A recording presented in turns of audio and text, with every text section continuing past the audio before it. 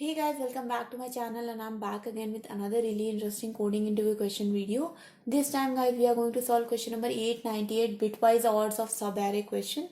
Before I start with the problem statement guys, if you have not yet subscribed to my channel, then please do subscribe and hit the bell icon for future notifications of more such programming and coding related videos.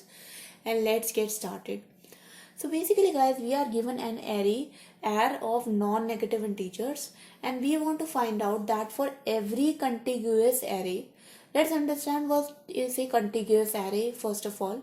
So for example guys, you can see that we have got an array like this. It's a non-negative integer array 1, 1, 2. Now if you do want to find out the contiguous subarrays, then contiguous subarrays are those subarrays which have a, let's say, a of I and a of I plus 1 to a of j, j should be greater than equals to I. So what I mean by that is that the contiguous array cannot be 1 and then this 2. Okay, it can be only 1 comma 1, it can be only 1 comma 2, it can be singular 1, singular 1, singular 2, or it can be 1 comma 1 comma 2. Basically it has to start from left and go towards right and taking into consideration only continuous elements in such a way so that you can see that I goes from I plus 1 to I or j, then I should always be less than equals to j. Okay, so this is called as a contiguous subarray in this case. And once we find out those contiguous subarrays, then we have to bitwise OR all the elements of that subarray. And once you do that, you will find out a result of all the bitwise ORs.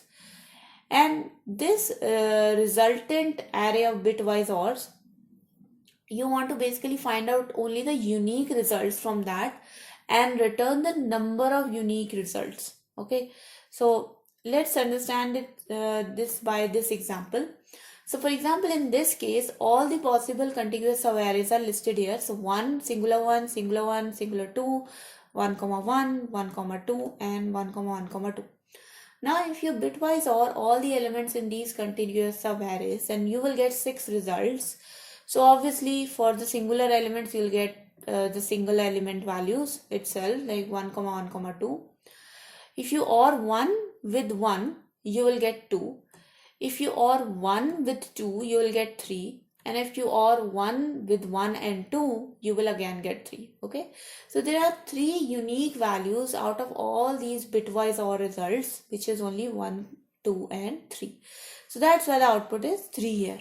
Okay. So we just want to return the number of unique results. Another example which is pretty straightforward guys. It's the same as that of the above. The constraints are also straightforward. The array length goes from 1 to 5 into 10 to the power 4 and the value of the arrays go from 0 to 10 to the power 9. Okay. Now let's understand the solution approach for this problem. Okay. As you can see on my screen guys, I already have a bit of a text written for you guys to understand a bit better. Let's start to dry run our solution approach with this. So the first thing you can see here that I have actually created 2 subarrays. 3 subarrays. One is called as current and one is called as previous. Okay, let's just keep it like this. So there are three data structures I have defined. Sorry, not subarrays. 3 data structures I have defined. Unique result. This is going to give us the unique bitwise OR values. Another data structure is called as current. So current is basically going to hold the bitwise OR of your current element. For example, let's say my current element is 1. It is going to hold a bitwise OR of my current element with all the previous elements of that subarray, that contiguous subarray. So for example, in this case, the previous element to 1 is also 1.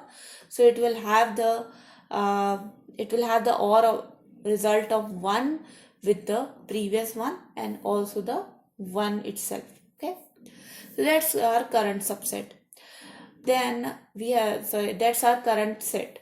Now the previous set is actually just going to have the bitwise OR results of all the previous operations. So for example, in this case, let's say I am at index 2. Okay, let's say I am on the last element. I am at index 2. then previous set will have the bitwise OR results of all the previous elements. So it will have the bitwise OR of 1 itself, the second one also, and the bitwise OR of 1 with 1, because these are the only combinations we are left with, right? So it will have the bitwise OR results of all these combinations which are prior to the current element. Okay. Obviously, guys, all these three data structures have to be hash sets because we only want to store unique results. We don't want to store any duplicate results. So we are deliberately taking hash sets so that our problem is resolved in that manner. Okay. Now let's go with our algorithm a bit. How we are going to go forward. So the first thing which we are going to do is we are going to traverse all the elements. Okay. Let's say my ith value is 0. So I am at the first element. I am at 1. So my current element becomes equals to 1. My current set is now having element 1. Okay. Now, my previous set is not having any elements. My previous set is not having any elements. So I will not be doing the bitwise OR of 1 with anything. Okay. So once I increment my I, so now I can go to the next element. But before I increment my I will assign my current set, the whole current set, to my previous set. Okay. What will happen is that now the previous set is having the bitwise OR results of the current. So now the previous is having the bitwise OR results of the current element. So the current element was 1. So the previous set will have now 1. Okay. Now I will increment my I to 1. So now my current element becomes equals to index 1th element, which is also 1 in this case. So now my current is 1 and my previous set is now this time having some value which is a bitwise OR result of my previous element 1. So now what I will do, I will take my current element, take my ith element and I will put that, so I will have my current element and I will OR that with my previous elements, all the previous elements. So what will happen if you do the OR of current element 1? So already you have got 1 in your current set. Okay. Now if I do OR of 1 with this one, what I will have? I will have 2. Okay. OR of 1 with 1 is 2, right? Yeah. So now I will have 2 in my current set. Okay. So now my current element 1 also is there in the current set and the bitwise OR value of current with the previous element is also in the current set. Now I am done with this iteration. I can increment the I to 2. But before I do that, I will have to assign this current result to my previous set. So I will do now in my previous set, I will have 1, 2. Okay. So I will have 1, 2 in my previous set now. Now my index value is 2. So I am at the last element.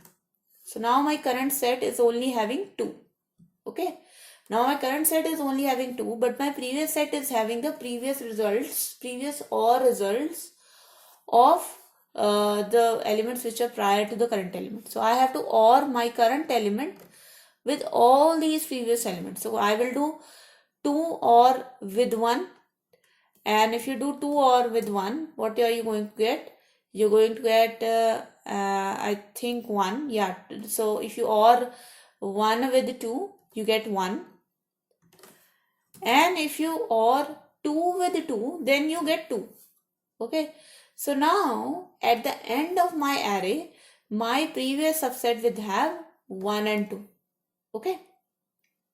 So,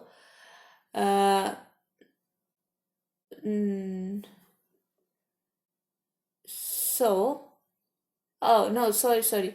If you do OR of 2 with 1, sorry, my bad guys. If you OR 2 with 1, you will get 3, not 1. So if you do bitwise OR of 2 with 1, you will get 3. But if you OR 2 with 2, you will get 2. Okay. So now this is our previous set. Now obviously we are out of our elements and we don't have any other values. But what we were doing behind the scenes, guys, while we were storing the elements in the previous set, actually, we were also storing these unique OR results. So these OR results were also getting stored in the unique results. So in this iteration, in the after the first iteration, 1 was stored. Then after the second iteration, 1 comma 2 were generated, but obviously 1 is already there, so 2 was stored. And after the last iteration, 3 was also added in the unique result. So while we were creating these previous set and current set, we were also storing the bitwise OR results in the unique result. At the end, guys, we are going to return the size of unique result, and in this case obviously the size is going to be 3, and that is going to be our answer. Okay, so I hope, guys, the solution approach is clear to you. What we are going to do, we are going to implement the exact same thing using the code now, and let's see how we can do that. So hash set integer. So the first set which we are going to create is called as unique result, which is going to be our results, new hash set integer. The second set which we are going to create is going to be called as previous, and the current set we are going to create in our for loop, because for every current element we have to create a new set, right? So integer I equals to 0 to I less than add dot length I plus plus. So for every current element I have to create a new set. So let me just copy this and create current. Now obviously the current set is going to have the ith element, okay, and the unique result is also going to have the ith element, okay, because we all know that the singular elements are also part of the contiguous subarray. Okay, so we have added the ith element now. Now what we are going to do, we are going to traverse our previous array. So integer previous prev in previous is going to traverse from there, and we are going to OR every value of previous element. So prev OR with array of I. So every value of previous set with the ith element, and we are going to store that value in our current.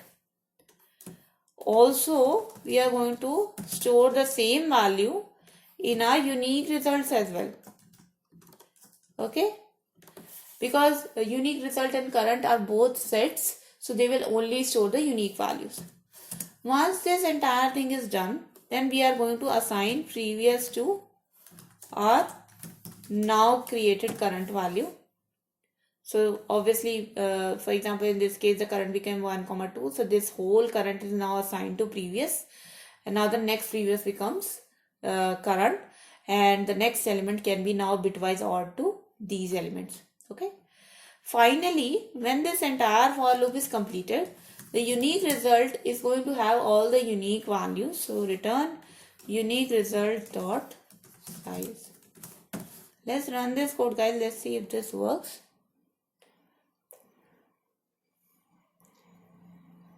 And you can see that it works for one example, and it is going to get accepted for others as well, and there you go, it works. Okay, so that was the video, guys. I hope you guys understood the video and your coding practice became a little bit better.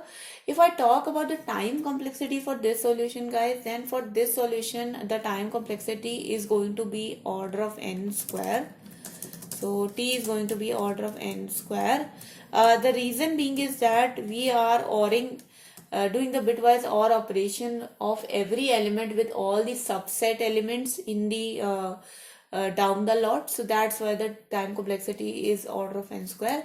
If I talk about the space complexity, guys, then space complexity is order of n, because we are creating 3 sets. So we can say 3 times 3n.